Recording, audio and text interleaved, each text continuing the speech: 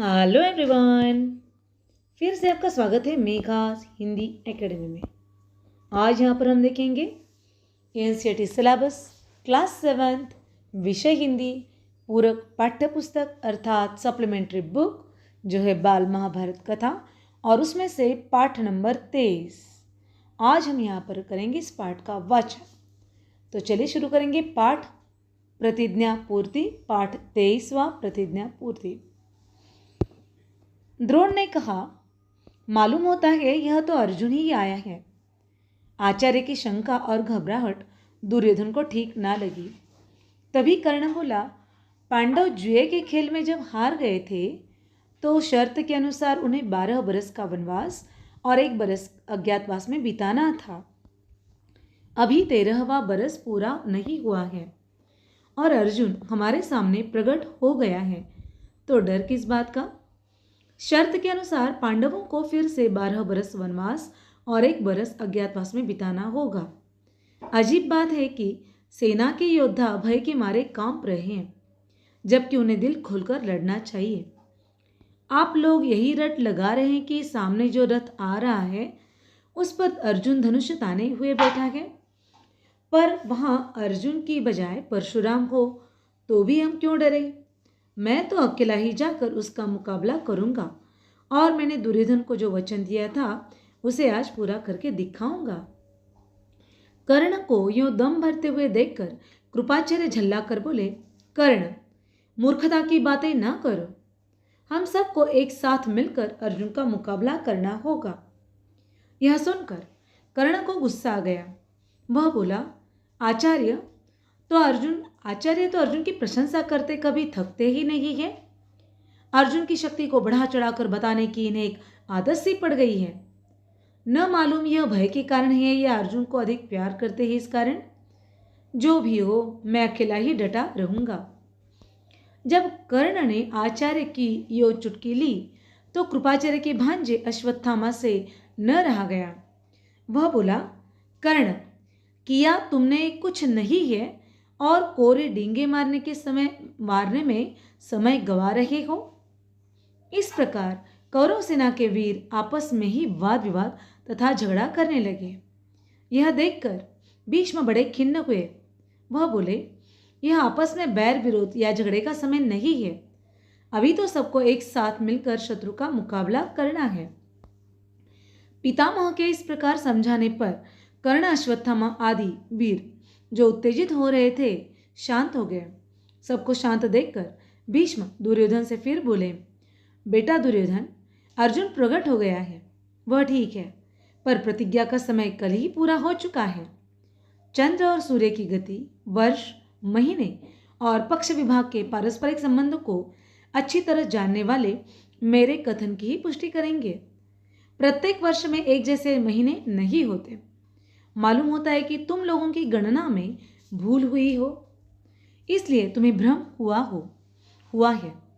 जैसे ही अर्जुन ने गांडीव धनुष की टंकार की थी, मैं समझ गया था कि प्रतिज्ञा की अवधि पूरी हो गई है। दुर्योधन, युद्ध शुरू करने से पहले इस बात का निश्चय कर लेना होगा कि पांडवों के साथ संधि कर ले या नहीं। यदि संधि करने की इच्छा है तो उसके लिए अभी समय है। दुर्योधन ने कहा, पूज्य पितामह, मैं संधि नहीं चाहता हूं।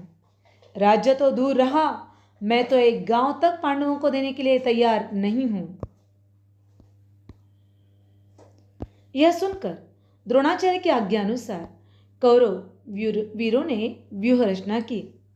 उधर उत्तर ने रथ उसी ओर हाँक दिया जिधर दुर्योधन था। अर्जुन ने गांडीव पर चढ़ाकर 2-2 बाण आचार्य द्रोण और पितामह भीष्म की ओर इस तरह छोड़े जो उनके चरणों में जाकर गिरे। इस प्रकार अपने बड़ों की वंदना करके अर्जुन ने दुर्योधन का पीछा किया। अर्जुन को दुर्योधन का पीछा करते देखकर भीष्म आदि सेना लेकर अर्जुन का पीछा करने लगे। अर्जुन ने उस समय अद्भुत रण कौशल का परिचय दिया। पहले तो उसने कर्ण पर हमला करके उसे बुरी तरह से घायल करके मैदान से भगा दिया।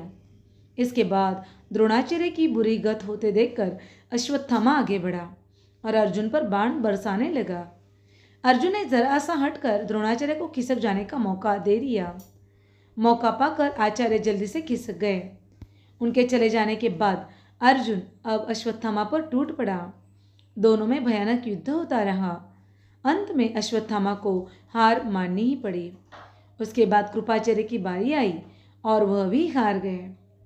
पांचों महारथी जब इस भांति परास्त हो गए तो फिर सेना किसके बल पर टिकती? सारी कौरव सेना को अर्जुन ने जल्दी ही तितर बितर कर दिया। सैनिक अपनी जान बचाकर भाग खड़े हुए। इस भांति भीषण युद्ध करते हुए भी अर्जुन ने दुर्योधन का पीछा करना न छोड़ा। पांचों महारथियों द्वारा अर्जुन को एक साथ रोकने का प्रयत्न करने पर भी उसे रोका न जा सका। अर्जुन आखिर दुर्योधन के निकट पहुंच ही गया। उसने दुर्योधन पर भीषण हमला कर दिया। दुर्योधन घायल हो गया और मैदान छोड़कर भाग खड़ा हुआ।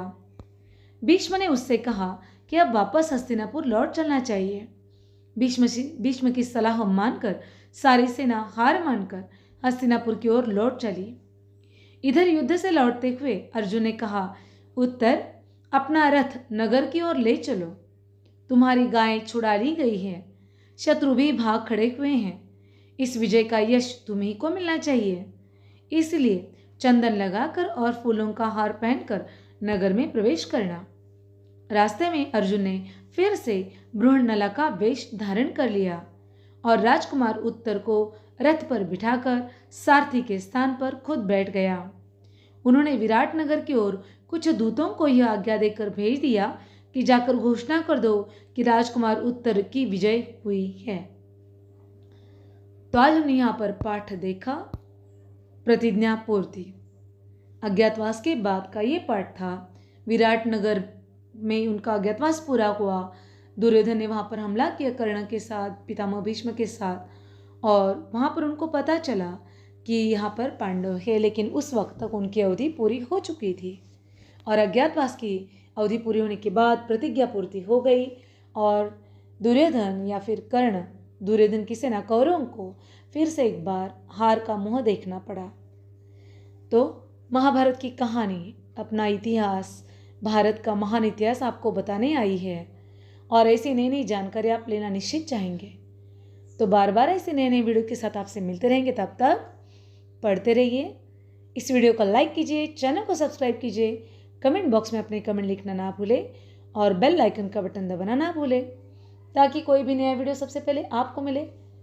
और अपने दोस्तों के साथ ज़्यादा से ज़्यादा इसे शेयर कीजिए ताकि रामायण और महाभारत, जो भारत का मूल महाकाव्य है, उसकी जानकारी हर एक छोटे से छोटे बच्चे को भी होनी ज़रूरी है। तो ऐसी नई नई कहानियों के साथ बार बार आपसे मिलते रहेंगे।